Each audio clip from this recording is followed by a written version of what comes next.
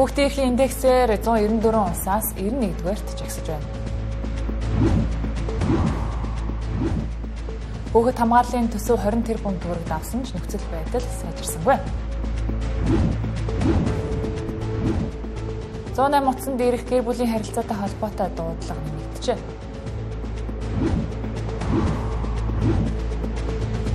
Уулуурхаан салбараас хэд хамааралтай эдийн засгийг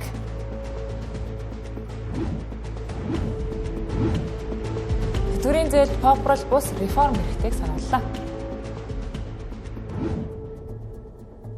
Оройн төргийн үзэгчдээ Тэнгэр телевизийн 7 мэдээллийн хөтөлбөр эхэлж байна. Анхаарлаа хандуулна.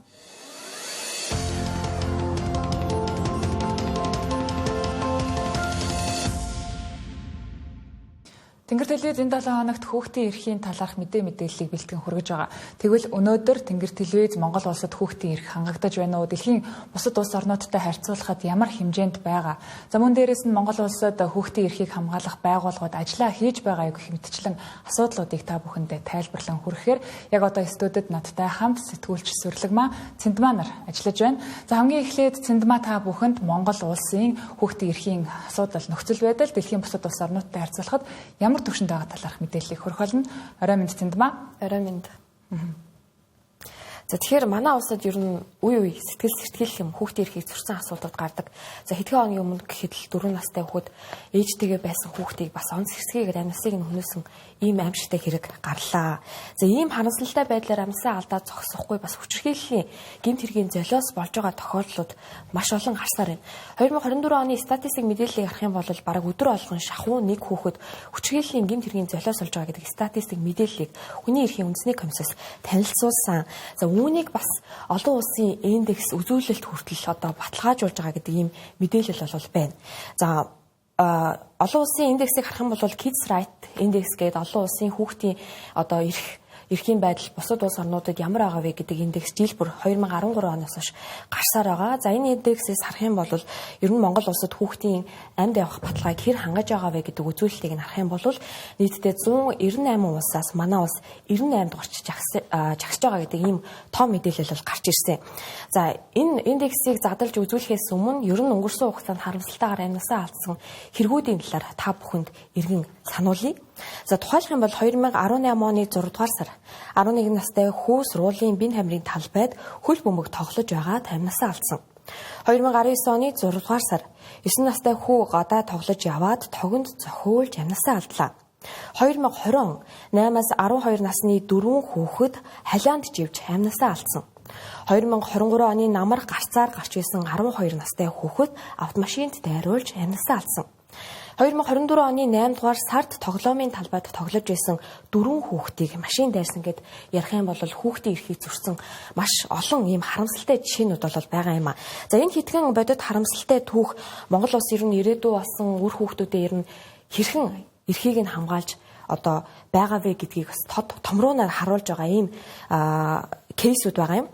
За тодруулаад ер нь хүүхдийн эрхийн индекс 2025 онд Монгол улс ер нь бусад улс орнуудтай харьцуулахад ямар байгаа вэ гэдгийг задарч харах юм бол үндсэндээ за нийтдээ 194 улсаас манай улс 91-р жагссан гэдэг ийм хангалтгүй тоо мэдээлэл гарч ирсэн. За энэ индексийг үндсэн 5 үзүүлэлтээр хувааж үздэг. За хамгийн эхэнд нь бол амьд явах эрхийн баталгааг хүүхдүүд дундаа хэрхэн улс орнууд хэрэгжүүлж байна гэдэг индексийг бол хамгийн нэгдүгээрт ирэмбэлдэг. За энэ үзүүлэлтээр манай улс 193 орноос 98-д жагссан гэдэг ийм тоо мэдээлэл гарч ирсэн. За ганцхан тоон жишээ дуртахад гэмтэрийн улмаас нас барсан хүүхдүүдийн тоо за буурах гэхээсээ илүү жил болгон нэмэгдэж байгаа гэдэг ийм бас үзүүлэлт гарч ирсэн. 2021 оны байдлаар гэхэд гэмтэрийн улмаас 83 хүүхэд нас барсан. За энэ тоон үзүүлэлт за ганцхан жилийн дотор 33% нэмэгдэж 111 болсон гэдэг бас харамсалтай тоо мэдээлэл бол гарсан байна. За нас барсан хүүхдийн тооноос илүү гэмтэж бэрсэн хүүхдийн тоо бараг 10 дахин өндөр байдаг гэдэг бас статистик байдаг. За үүний дараа бол 2 дугаарт эрүүл мэндийн эрх Монгол улс хүүхдүүдийнхээ эрүүл мэндийн эрхийг бас хэрхэн баталгаажуулж байна гэдэг мэдээллийг харах юм бол 194 улсаас 120-д ирэмблэгдэж байгаа юм а. За 2024 оны байдлаар манай улсад 148 хүүхэд шинээр хавдраар өвчлсөн байна. За энэ нь өмнөх 2023 оноос 18.4% өссөн үзүүлэлт гэдэг ийм бас мэдээлэл гарч ирсэн. За үүний дараачаар бол сурч боловсрох эрхээ. За хүүхдүүд үндсэн хуулиараа суурь боловсрал заавал эзэмших ёстой гэдэг үндсэн хуулиар баталгаажуулсан ийм эрхтэй. За энэ хуулийн хүрээнд бас манай улсад бага болон дунд анги төгсөж байгаа хүүхдүүдийн тоо харьцангуй бас бусад улстай харьцуулахад өндөр байдаг. За гисэн хэдий ч яг энэ суурь боловсролоос ангид байгаа буюу за сургуулиас завсарсан хүүхдүүдийн тоо өнөөдрийн байдлаар гэхэд 340-д хүрсэн гэдэг ийм тоо бас гарч ирсэн. За энэ нь бас харьцангуй 2021 оноос бас 3 дахин буурсан гэдэг тоо мэдээлэл гарч ирсэн. За үүний дараа хүүхдийн хамгаалах эрх. Нийтдээ 172 улсаас манай улс яг энэ эрхийн үзүүлэлтээр 95 дугаар байрт жагсаж байна. За үүний дараа хүүхдэд ер нь хэр ээлтэй орчныг бүрдүүлсэн юм бэ гэдэг үзүүлэлтийг хараад үзэх юм бол Монгол улс 194 улсаас 100 дугаар байрт ирэмлэгдсэн харагдаж байна. За эрүүл мэнд боловсрол аюулгүй орчин гэд ер нь бүх үзүүлэлтийг нь харах юм бол манай улс хангалттай бас хүүхдийн эрхийг хангаж чадсан үзүүлэлт бас төдийлөн харагдахгүй байна. За тухайлбал 2024 онд нийтдээ 395 хүүхэд хүчирхийллийн тэргийн хохирч болсон гэдэг статистик мэдээлэл гарч ирсэн. За эндээс харах юм бол Монгол улсад баг өдөр болгон нэг хүүхэд хүчирхийллийн гэмт хэргийг хохирч болдог гэсэн ийм тоо мэдээллийг харуулж байгаа. За энэ тоог сүүлийн 5 жилд нь тодруулаад харах юм бол хүчингийн гэмт хэргийн улмаас за шүүхийн шинжилгээний байгууллагаар үзлэг шинжилгээ хийлгэсэн 4477 хүүхэд байгаа гэдэг бас ийм тоо гарч ирсэн. За энэ 3.5 сая хүн амтай улсад хэтэрхий ахалсан тоо гэдгийг бас албаныхан бол хэлсээр байдаг.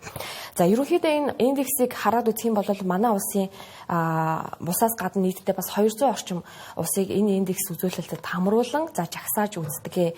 Яг энэ хүүхдийн эрхийн үзүүлэлтээс одоо яг манай улсын урд жагсаж байгаа бас 96 улс байгаа. Яг урд жагсаж байгаа эдгээр улс орнуудыг хараад үзэх юм бол хагас ардчлалтай. За нөгөө нь авторитар дэглэмтэй гэдэг ийм улсууд байгаа. За тухайлбал Кыргызстан, Иран зэрэг улсууд манай улсаас яг нэг байрын өмнө жагссан байгаа. За яг ард нь гэх юм бол бас Бангладеш, Узбекистан зэрэг улс шил дараалал орсон ийм индекс олон улсад гарсан байгаа юм аа. За мэдээлэл хүргэсэнд баярлалаа. За энэхүү мэдээллээс харахад манай улсад, Монгол улсад хүүхдийн эрх хангагдаж хүүхдээ эрхээ хамгаалах боломж байхгүй байгаа нь бол харагдаж байна. За гисэн хэдий боловч хүүхдийн төлөө нэртэй төрийн болон төрийн бус байгууллагуудын тоо нэмэгдэж тэдгээрийн төсөн мөнгөн ч гэсэн жил ирэх тусам нэмэгдсээр байна. За энэ талаарх мэдээллийг сүрлэгмээ хүргэх болно. Тэгэхээр хаана асуудал байна? Тэнд ашиг хонжоо байна гэхчээр за асуудал дагаад альбан тушаал шинээр бий болж асуудал дагаж төсөн мөнгө нэмэгдэж байна. За хүүхэд хамгаалахад хөрөнгө мөнгөл дутаад байна гэсэн шалтгаанаар төсвийн мөнгийг нэмэгдүүлж ирсэн. За тэгвэл зарцуулалт нь одоо хэр үр дүнтэй байв гэдгийг яг одоо хөтөлбөрийн хэсэгт хүргэх гэж байна. Тэгэхээр анх 2016 онд 356 сая төгрөгийн төсөвтэйгээр хүүхэд хамгааллын үйлчлэгийг төр үзүүлж ирсэн. За график дээр харагдаж байгаачлан 2017 онд 900 сая, за 2018 онд 6.4 тэрбум, 2019 онд 7.6 тэрбумд хүргэсэн. За ингээд 2020-оос 2023 он хүртэл буюу 4 жилийн турш хүүхэд хамгааллын төсөв 8 тэрбум төгрөгтөөр тогтчихсон байсан. За гэтэл 12 настай охин алга болж амиа алдсан байдалтайгаар олдсноор за бодлого боловсруулагчид гинт ухаан орвоо гэлтий төсвийг 6 тэрбумаар нэмж 14 тэрбум төгрөгт хүргэсэн байдаг. За тухайн үед салбарын сайдын ажиллаж байсан булган туяа за хүүхэд хамгааллын төсвийг нэмэгдүүлэхгүй бол нийт төсвөөс урсгал зардлыг нь хасчих бол за нэг хүүхдэд ойролцоогоор 50000 төгрөг оногддог гэдгийг хэлж байсан. За харин өнөөдөр хүүхэд хамгааллын төсөв 20 тэрбум төгрөг давчгаад байна. За гэсэн чинь нөхцөл байдал өөрчлөгдсөнгүй. За учир нь хүүхэд хамгаалал зориулж төсвөлсөн мөнгө хүүхэд хамгаалал зарцуулагддаггүй гэдг нь батлагдаж байгаа. За өнөөгч үндэсний аудитын байгууллага дүгнэлттэй дурдсан байдаг. За тодорхойлбол 2019-с 2023 оны хооронд 3 тэрбум төгрөгийг зориулалтын бусаар зарцуулсныг үндэсний аудитын газрын тайланд дурдсан байна. За энэ бол 2200 гаруй хүүхдийг хамгаалах за нөхөн сэргээх үйлчилгээ үзүүлэхэд хүрэлцэхээр хэмжээний их мөнгө юм. За тэгэхээр энэ мөнгө салхинд хийсэн гэсэн үг. За үгээр зогсохгүй 2022-оос 2023 онд 158.9 сая төгрөг, за аймаг нийслэлийн хэмжээнд нийт 1.9 тэрбум төгрөгийг зориулалтын бусаар зарцуулсныг ч мөн аудитын байгууллага шалгалтаараа тогтоосон байна. За ийм байхад хүүхдийн эсрэг хүчирхийлэл гэмт хэрэг буурахгүй байгааг гайхах зүйлгүй. За тэгвэл үлдсэн мөнгө нь яг хүүхдийн төлөө зарцуулагдаж байна уу гэвэл бас л үгүй. За хүүхдээ хамгаалахад хүний нөөц дутагдж байна. За нэмж хүн авах шаардлагатай гэсээр за холбогдох хаягянтлаг нь оронтойгоо нэмсэн байдаг. За ингэснээр хүүхэд хамгаалах чиглэлээр 2019 онд 996 хүн ажиллаж байсан бол 2023 онд 1112 хүн болж нэмэгдсэн. За гэхдээ эдгээр хүмүүсийн 30 гаруй хувь нь хүүхэд хамгааллын үйлчилгээ үзүүлэх сэтгэл зүйч нийгмийн ажилтан байна. За үлдсэн нь захиргаа, санхүү, бусад үйлчилгээний ажилтнууд байна. За үндсэндээ яг ийм захиргааны түвшний ажилтнууд бол хүүхэд хамгааллын байгууллагад 60% нь эзэлж байгаа юм. За энэ хүүхэд хамгааллын салбарын хүний нөөцөд дүн шинжилгээ хийх шаардлагатай гэдэг нь энэ дүгнэлт дээр тогтоогдсон байна. За ингэхдээ дарга нараас нь эхэлбэл зүйтэй. За учир нь хүүхэд гэр бүл хөгжил хамгааллын ерөнхий газрын удирдлага сайдаа дагаж солигддог. За ингэхдээ сайдаа дагаж солигддгийн дээр ихэнхдээ Монгол Ардын намын дэргэдэх жижиг байгууллагуудаас гарч ирдэг өнцөгч байдаг. За 2016 оноос 2020 он хүртэл буюу хамгийн удаан хугацаанд ажилласан Алтан сүх гэхэд Намзэхигийн өгшөлтэй. За харин Баторч ч мөн Монгол Ардын намын дэргэдэх байгууллагын өгшөлтэй. За хамгийн сүүлд 2025 оны 2 дугаар сард буюу бараг жил орчмын өмнө тэмдэглэгдсэн баяр сайхны хувьд ч мөн 2024 оны Улсын хурлын сонгуульд өвдөг шороод мөгцөө агентлаг даргаар ирсэн нь хүүхэд хамгааллын ерөнхий газар юм. За түүний өмнө түүнийг даргаар томилохын тулд ажлаа аваад 10 сар гаруйхан ажиллаж байсан их тамирыг ажлаас нь чөлөөлсөн байдаг. За энэ хүрээ дарга нарын томилгоог түр азнаж төсөв мөнгөний асуудал руу эргээд оръё. За учир нь улсын төсвөөс гадна олон улсын байгууллагуудаас дэмжлэг ихээр ирдэг. За тухайлбал дэлхийн зүүн олон улсын байгууллага сүүлийн 3 жилд 2-оос 3 сая $, буюу жилд дунджаар 6.5 тэрбум төгрөгийг хүүхэд хамгаалалд зарцуулсан. За мөн 9 тэрбум төгрөгийг хүүхэд ивент тэтгэх хөтөлбөрт зориулан зарцуулсан байдаг. За энэ бол улсын төсвөөс хүүхэд хамгаалалд зарцуулдаг мөнгнөөс 2 дахин их хэмжээтэй санхүүжилт юм. За түүнчлэн Азийн хөгжлийн банкны буцалтгүй тусламжаар 2019-с 2024 онд хүүхэд эмэгтэйчүүдийн эсрэг гэр бүлийн хүчирхийлэлтэд тэмцэх төслийг хэрэгжүүлсэн ч үр дүнг тооцоогүй баримтгүй байгаа нь аудитор илэрчээ. За үндсэндээ олон улсын байгууллагын өгсөн хандив, тусламж, дэмжлэг, санхүүжилтийн үр ашиг үл мэдэх цэцэгхэн хотхон болж хувирсан байна. За энэ үр дүнг тооцох, хяналтыг сайжруулах шаардлагатай байгааг дээрх мэдээллүүдээс харж байна. Мэдээлэл хүргэсэнд баярлалаа. Дараагийн мэдээ хүргэе. Ерөнхий боловсролын сургуулийн хүүхдүүдийн өвлийн амралт ойролцоогоор 40 орчим хоног үргэлжилдэг. За энэ нь боловсрол шинжлэх ухааны яамны хичээлийн жилийн бүтцтэй тохирдог буюу өвлийн эд хөтөн үед томоотост өвчнөөс урдчлан сэргийлэх зорилготой байдаг.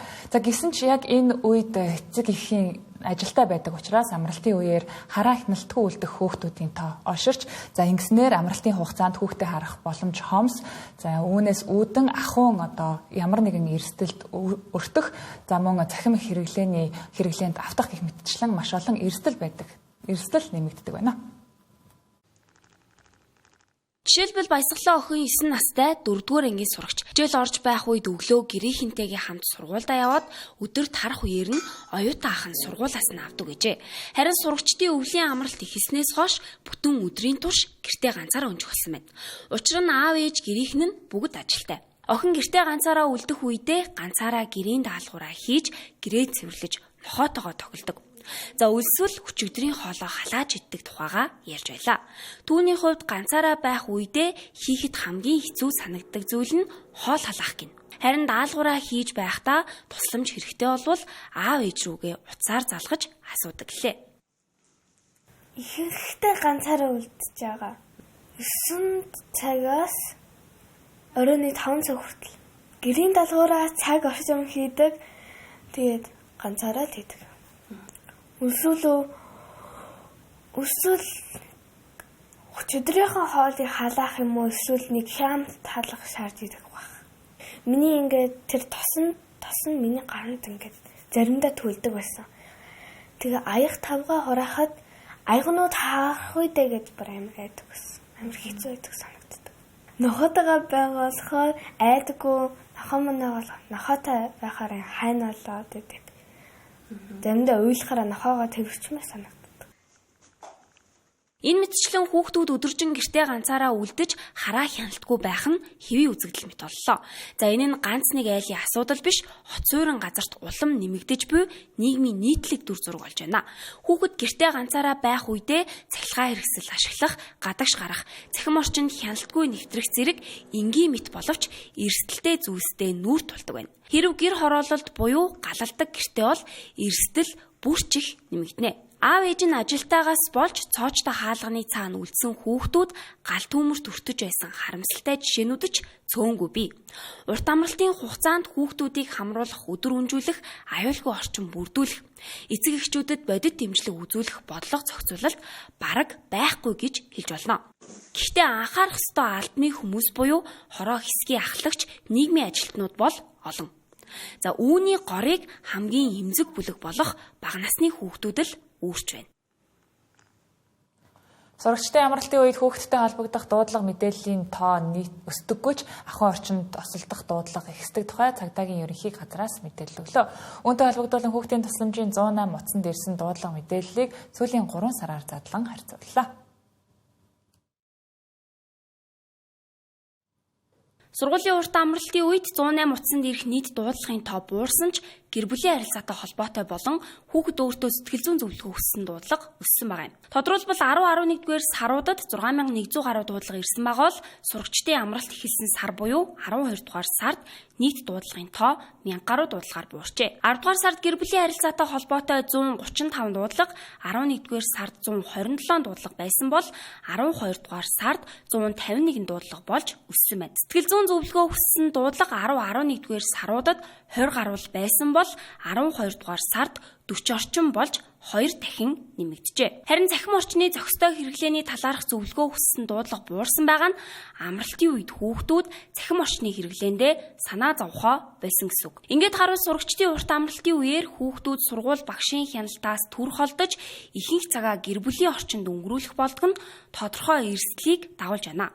Албаны байгууллагуудын мэдээллээр нийт дуудлагын тоо буурсан ч гэр бүлийн харилцааны зөрчил, сэтгэл зүйн дэмжлэг шаардсан дуудлага нэмэгдсэн нь хүүхдүүд амралтын хугацаанд илүү эмзэг байдалд орж байгааг харуулж байгаа юм а. Тиймээс холбогдох байгууллагууд урт амралтын үед эцэг эх асран хамгаалагчид хүүхдийн аюулгүй байдал, сэтгэл санаанд онцгой анхаарах, эрсдлээс урьдчилан сэргийлэх нь нэн чухал байгааг анхааруулж байна. Хүний эрх зөрчигдлөө гэмт хэрэг гарлаа гэхэд түүнийг илрүүлэхэд хяналтын камер чухал үүрэгтэй. Харамсалтай нь хотын төвдөл хүн амьдардаг мэтээр ойлгодог дарга нар хотын захын гэр хорооллын үсийг таг мартсан гэж хэлж болно. Нийслэлийн нийт төрхийн бараг тал хувь нь амьдардаг энэ хэсэгт иргэдийн аюулгүй тав тухтай амьдрах орчин төдийлөн хангагдаагүй байна. Одоо хэрн гэрэлтүүлэггүй харанхуй гудамж, хяналтын камергүй гудамж зам талбай байсаар байна. 2021 онд Улаанбаатар хотын хэмжээнд нийт 16 мянган гэмт хэрэг бүртгэгдэж байсан. Харин өнгөрсөн онд 33 мянган гэмт хэрэг бүртгэгдэж, гэмт хэргийн тоо сүүлийн 4 жилийн хугацаанд 2 дахин нэмэгджээ. Дийлэнх гэмт хэрэг захын дүүрэг хороодод гардаг. Хэдхэн хоногийн өмнө гэхэд Баянзүрх дүүргийн нутаг дэвсгэрт 30 настай эмэгтэй 2 хүүхдийн хамтаар хутгалуулсан аимшигт хэрэг гарсан. Тухайн гэмт хэрэг дарихийн хуучин эцэс орчимд болсон явдал. Тэр орчмын гудамж талбайд хяналтын камер хангалтгүй байдаг тухай иргэд шүүмжилж байна. Учир нь дарихийн орчимд хулгай дэрэм зэрэг олон гэмт хэрэг гардаг, архичин их байдаг тухай иргэд хуваалцлаа. Гэр нам хяналтын камер гэж байдгүй шүү дээ. Тэгээ ёстой янз бүрийн их гарна. Хулгай дэрэм гарна, күн зодно, архичин хүн ёстой их байна. Гэр хороололтоор зөндөө камер таммаар байна. Камер бол их хэрэгтэй гудамудаар л. Тэгээд одоо нөгөө гэрэлтүүд бол бас ерөнхийдөө өмнө нь бол бүр байхгүйсэн. Одоо бол ер нь гайг бол. Гэхдээ ихэнх нь ингээд байнгын шатцсан. Харанхуй гудамуд бол аяг их байдаг шүү дээ. Тийм болохоор ер нь бол камерж басан дээр л дээ. Камергүй учраас бас гэмт хэрэг гарах магадлал өндөр байгаа шүү дээ. Тэгээд өшөө нь ороо явна хүүхдүүд ер нь камер тавил зүгээр л гэж бодож байна. Манай одоо энэ 2 дугаар орооны тийшээ бол гудамд камер байдгүй шүү дээ. Тий. Гэрэлтүүлгэл байгаа. Камер ерөөсөй байхгүй. Ганцаад байдгийг. Тэгэхэд манай тэрээд бол ерөөсөй гудамжинд юу ч байхгүй, камер байхгүй. Өвлийн улиралд хүмүүс автомашинаа халаахын тулд асфальттай орхидог. Тэр ч утгаараа өвлийн улиралд автомашины хулгай болон автомашинаасаа эд зүйлсээ алдах гэмт хэрэг нэмэгддэг. Тухайлбал өнгөрсөн онд энэ төрлийн гэмт хэрэг 6.9%-аар нэмэгдсэн байгаа юм а. Гэтэл нийтийн гудамж талбайд хяналтын камер байхгүй учраас хүнсний дэлгүүрийн худалдагчдаас камер шүүж өгөхийг гуйдаг байна. Мөн бусад төрлийн гэмт хэрэг илрүүлж яваад цагдаа нарч хүнсний дэлгүүрүүдийн хяналтын камерыг шүүх нь их байдаг тухай худалдагч хэллээ. Годомч чи угаасаа камераг биш. Годомж руу орсон л бол тэгэл эн чинь ингээл байхгүй болж байгаа шүү дээ. Замын өөдөөс харсан одоо энэ Монгол хойшуур ч юм уу те GS25 ч юм уу ингэж л нэг камер харагдана хөөс ш. Далд болж байгаа юм бол угаасаа эрс камераг биш. Одоо ингээл гадаа янз бүрийн хэрэг төв гарна дандаа би нэг гэмтэл зодлох нүдэх ч юм уу тэгэл янз бүрийн нэг машин тэрнээс юм уу алдах ч юм уу тэгэл энэ гэр хороолч айгүйх тийм асуудал их гардаг шүү дээ бас. Тэр юугаар л хулгай их гарна. Тэрийг л шүтчих хүмүүс. Замын хөдөлгөөний удирдлагын төвд 9 дүүргийн нийт 7555 хяналтын камер бүртгэлтэй байдаг гэлээ. Өнгөрсөн оны 10 дугаар сараас эхлэн дүүргүүдээс санал авч хаана хяналтын камер суйрлуулах шаардлагатай болон одоогийн хяналтын камеруудын засвар шинжилэл, арчлалтыг хийж гүйцэтгэх болсон гэлээ. Гэмт хэргийн гаралтын тоо нэмэгдэж байгаа энэ үед иргэдийн аюулгүй байдлыг хангаж хяналтын камерыг захын дүүргүүдэд нэмэх шаардлагатай байгааг иргэд хэллээ.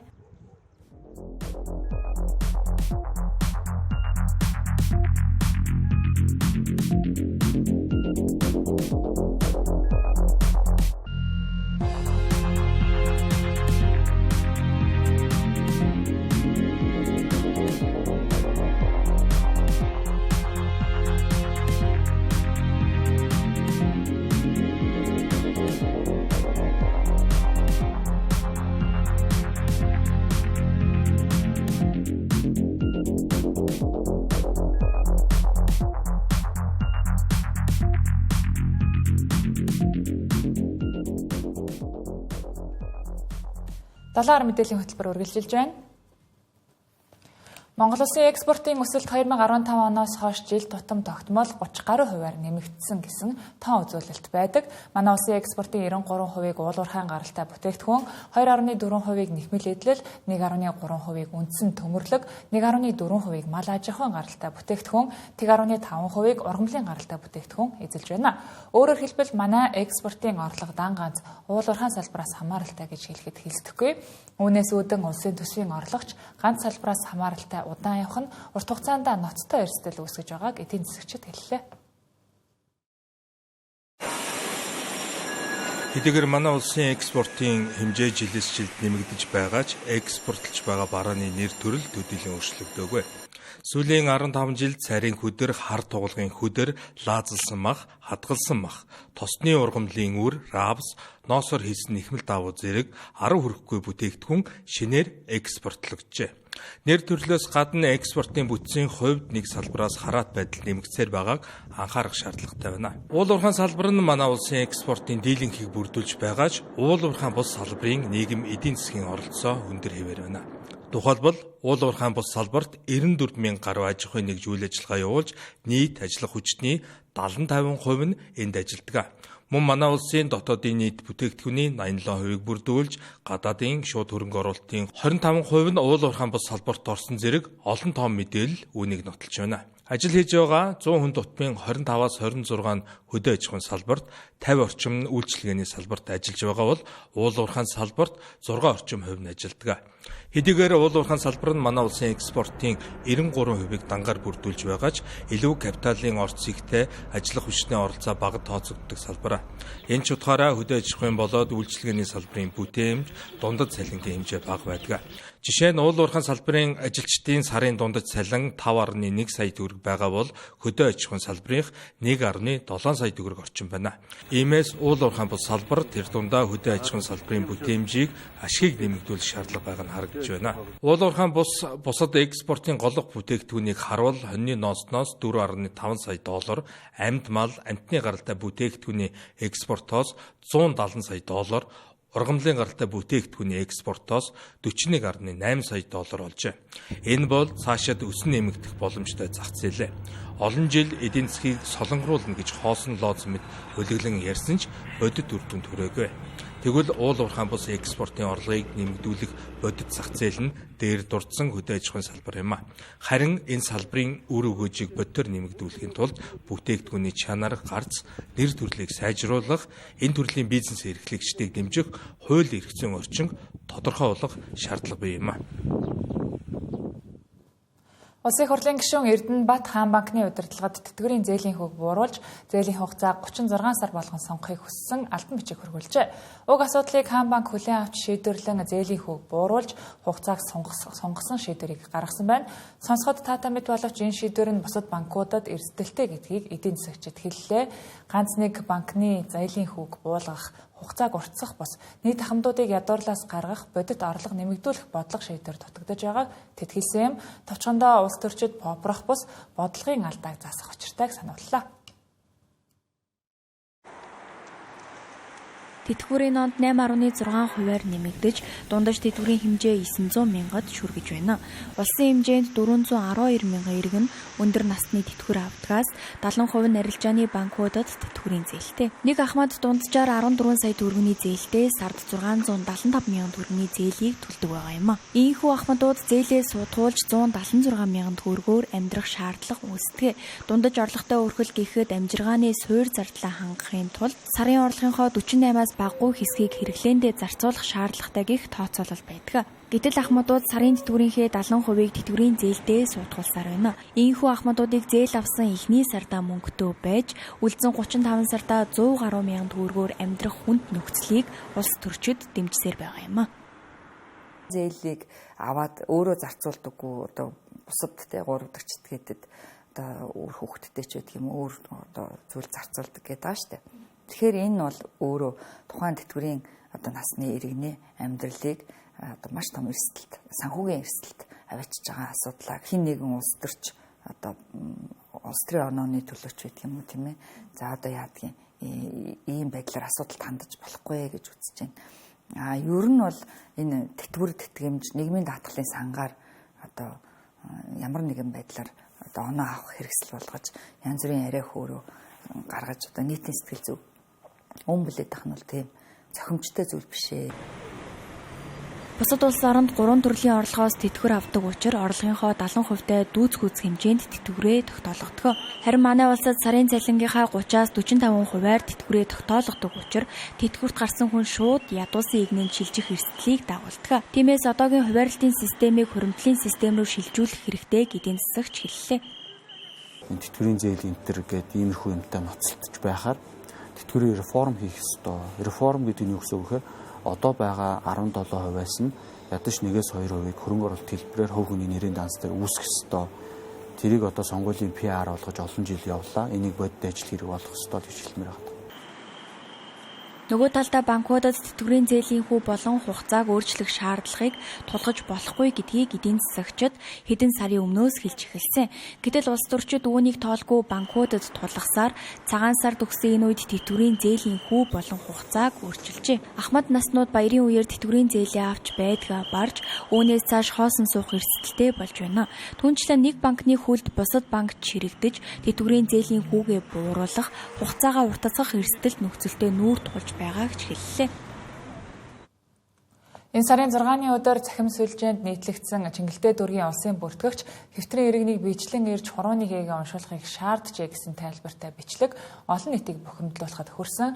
Харин тухайн иргэнд үйлчилсэн улсын бүртгэгчийн хувьд биечлэн ирж хурууны хийгээ уншуулахыг шаардаагүй бөгөөд асран хамгаалагчид нь зөөврийн тоног төхөөрөмжийн үйлчилгээ авахыг санал болгосон ч үл тоож хэвтрийн иргэнийг биечлэн авчирсан гэж хэллээ.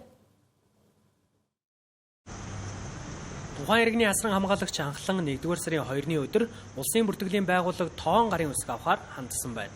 Улсын бүртгэгчийн зүгээс зөөврийн төхөөрөмжийн үйлчилгээг санал болгоход хариуд нь ойлголоо гэж хэлээд буцжээ. Тэгтэл өнөөх иргэн 1-р сарын 6-нд дахин ирэхдээ бидэнд яаралтай тоон гарын үсэг шаардлагатай байгаа учраас хэвтрийн хүнээ аваад ирлээ гэжээ.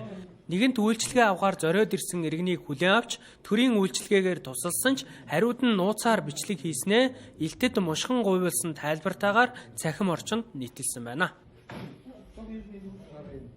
Манай улсын бүртгэлийн байгууллага хэвтрийн үнийг өөрийн биеэр ирж үйлчилгээ авал гэж шаардлага тавьдгүй, тавьчих байгаагүй. Тухайн иргэний ар хэрэг хүн бол 1 сарын 2-ны өдөр бол манай дээр тоон гар үсэг авах гэсэн юм а гэсэн хүсэл одоо мэдээлэл авсан. Та хүсэлтээ өгөх юм бол иргэн хүсэлт өгөх юм бол бид нэр зөөврийн тооног төхөөрөмжөөр үйлчлэгээ үзүүлэх боломжтой байдаг гэсэн мэдээллийг өгсөн. Иргэн маань энэ хүн мэдээлэл маань ойлгоод гараад мэдээлэл авлаа гэд гараа явсан.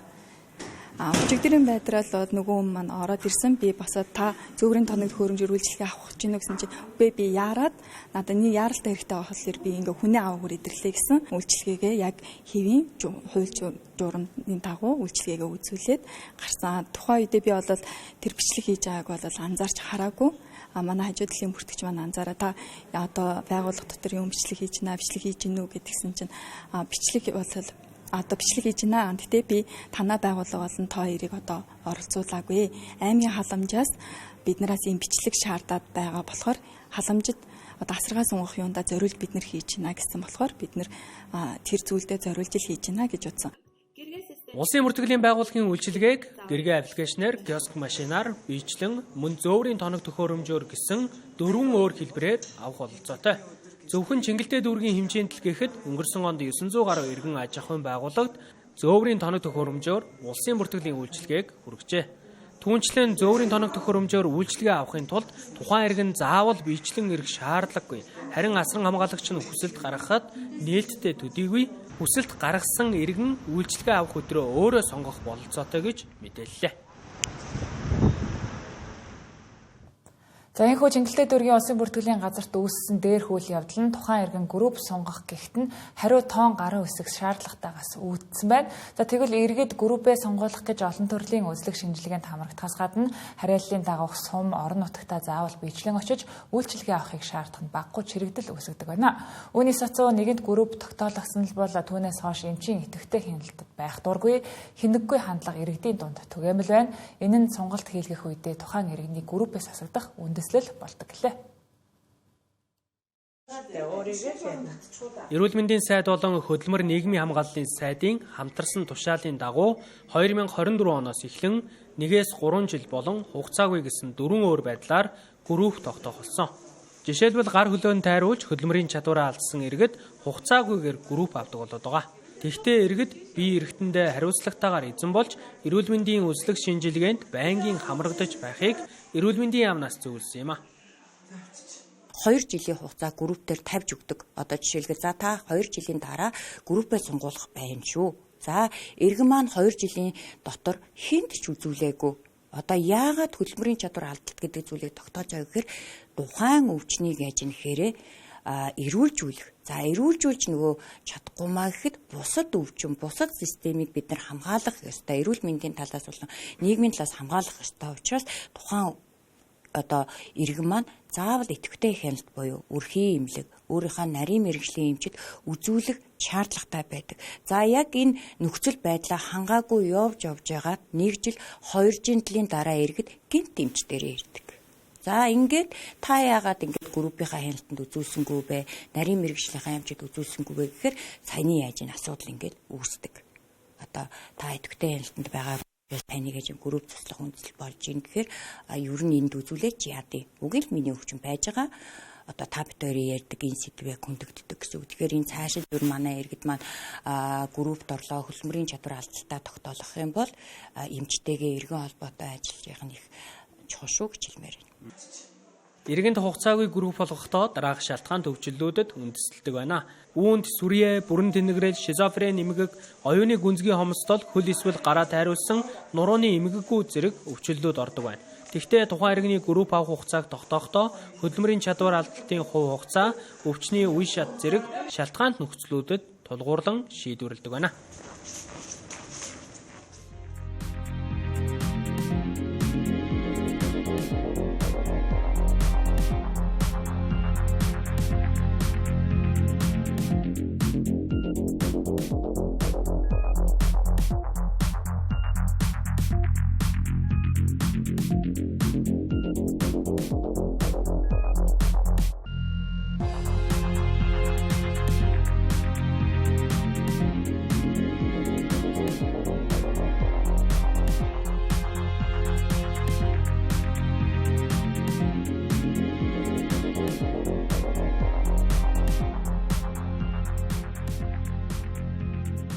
Тэнгэр телевизтэй хамтагаад баярлалаа үзэгчдээ 7 мэдээллийн хөтөлбөр хүргэлжилж байна.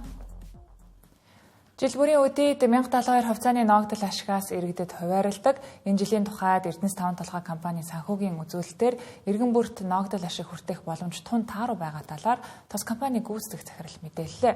Нөөцний өн уналттай байгаа энэ үед Эрдэнэс 5 толгой компани 2025 онд орон нутаг болон улсын төсөвт 1.7 их найд төгрөгийг баялагын санд 400 орчим тэрбум, за дээр нь 5 толгой төлж компанид өгөх татаасаа чадан ядан олгосон. Тиймээс иргэн бүрт 2025 оны ашигаас гэвэл санхүүгийн чадамж хүндрэлтэй байгаа гэдгийг хэллээ. 2025 оны санхүүгийн үзүүлэлтээр ногдол ашиг тараахад бол хүндрэлтэй нөхцөл байдалтай байгаа. За санхүүгийн нөхцөл байдлын хувьд бол Эрдэнэс 5 толгой компани бас олон төсөл арга хөтөлбөрүүдийг бол давхар санхүүжүүлж байна. Өнгөрсөн хугацаанд бол засгийн газрын их хурлын шийдвэрүүдээр 9.5 их найд төгрөгийн төсөл хөтөлбөрүүдийг санхүүжүүлэх шийдвэр гараад өнөөдрийн байдлаар бид нэр 7.5 их найдын санхүүжилтийг олгож ажилласан байна. Тэгэхээр ерөнхийдөө нөгөө санхүүгийн нөхцөл байдлын хувьд бид одоо Эрдэнэс 5 толгой компани үрж байгаа ачаад одоо 2026 онд гэхэд 5 толгой түвштэй холбоотой маш их хэмжээний санхүүжүүлэлт хил дамжсан төмөр замын бүтээн байгуулалтын ажлыг бол хийх ёстой. Энэ одоо бүтээн байгуулалтын ажил хийгдчихэж одоо төмөр замаараа холбогдчихж нөөцний экспорт мөн дахиад цаашаа нэмэгдэх юм боломж үлдэнтэй. Тэгэхээр энэтэй холбоотой гэхэд 2026 онд бид өөр одоо үндсэн үйл ажиллагаанаас гадуур туслах хэмжээний санхүүжилтанд одоо 700 гаруй тэрбум төгрөгийн санхүүжилт өгнө. За мөн одоо 5 толгой дулааны станц гэх мэтлэн одоо бүтээн байгуулалтын ажил нь эхлэх юм бол бас Эрдэнэс 5 толгой компани хүлээсэн үүрэг гэдэг үндсэндээ ингээд бусад төсөл хэлбэрүүдэд бид нар 26 онд бол 1 их найд орчим төгрөгийн санхүүжилтийг олгохоор ажиллаж байна. Төлбөрийн чадваргүй болж татан буугдсан банкудад байршсан мөнгийг олж авч төрийг хохирлгүй болгох ажлын хэсгийг оны өмнөхөн засгийн газраас байгуулсан. Энэ хүрээнд ашиглалтанд орохгүй олон жил хүлээгдэж байгаа шинэ яармаг хороолол буюу 540 айлын орон сууцыг гүйцэн барьж багш эмч нарт ипотекийн зээлээр олгон худалдан борлуулахаар ажиллаж байгаа талаар төрийн өмчийн бодлого зохицуулалтын газраас мэдээллээ. Ингэснээр Хөгжлийн банкны 86 тэрбум төгрөгийн өр төлбөрийг барагдуулах юм байна.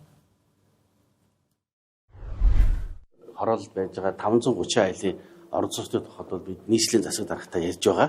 За нийслэлийн засаг дарга бол нийслэлийн орон сууцны корпорацтай буюу гэр хорооллыг одоо орон сууцчлуулах хөтөлбөрийн хүрээнд за нийслэл одоо бас дэрэгдээ сан байгуулж байгаа юм билээ. Энэ хүрээнд одоо тооцооллоо дахиж хийгээд нийслэл рүүгээ шилжүүлж аваад за энийг одоо бас нийслэл одоо тэр хүрээндээ бас тэр барилгыг тухайлбал ашиглалтанд оруулаад харин тэр барилгыг бол өстой нөгөө багш эмч нарын одоо орон сууцны хангамжийг сайжруулах буюу ипотекийн зээлд хамруулах бол боломжтой гэж бид үзэж байгаа. Ийм хувилбарууд бол яригдж байгаа. Тэнгэр телевизийн 7 мэдээллийн хөтөлбөр студиэс шууд хүрлээ. Анхаарал хандсанд баярлалаа.